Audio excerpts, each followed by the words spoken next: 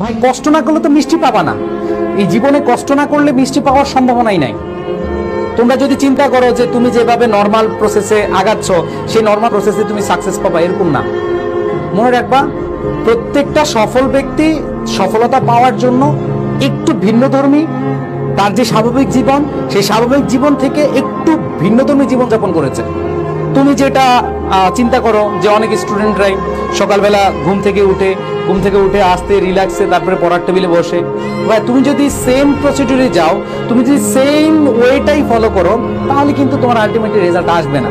তোমাকে এটা মাথায় রাখতে হবে, যদি তুমি অর্জন কিছু করতে চাও তাহলে তোমাকে অনেক কিছু বর্জন করতে হবে।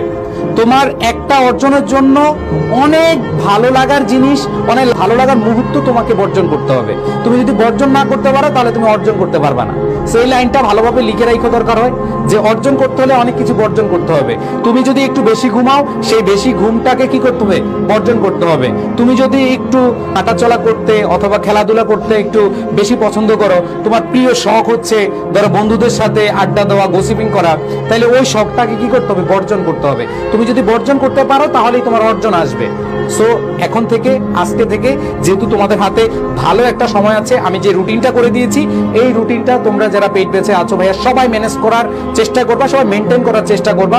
এবং প্রত্যেকের কাছে আমার একটাই চাওয়া থাকবে, তোমরা ন্যূনতম 10টা দিন টার্গেট নাও।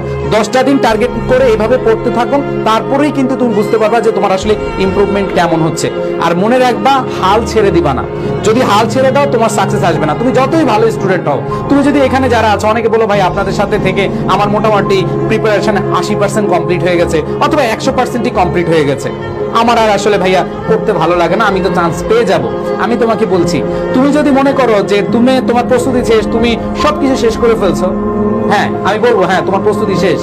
বাট তোমার কোনো বন্ধু যদি আজকে থেকে শুরু করো পরীক্ষার আগ পর্যন্ত প্রিপারেশনটা নেয়, সেই বন্ধুটাই চান্স পাবে, তুমি চান্স পাবা না। বিকজ এখানে লেগে থাকার বিষয় আছে। তোমরা জানো যে slow and steady wins the race. অনেকে কি করে তাড়াহুড়া করে প্রস্তুতি নাও, তাড়াহুড়া করে প্রস্তুতি নেওয়ার দরকার নাই।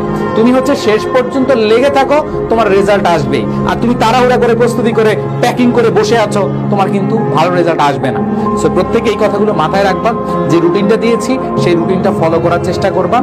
তোমার অর্জনকে তোমার নিজের করে নিতে হলে তোমাকে অনেক কিছু বর্জন করতে হবে, অনেক ত্যাগ তিতিক্ষা সইতে হবে এবং লেগে থাকতে হবে, তাহলে কিন্তু সফলতা আসবে।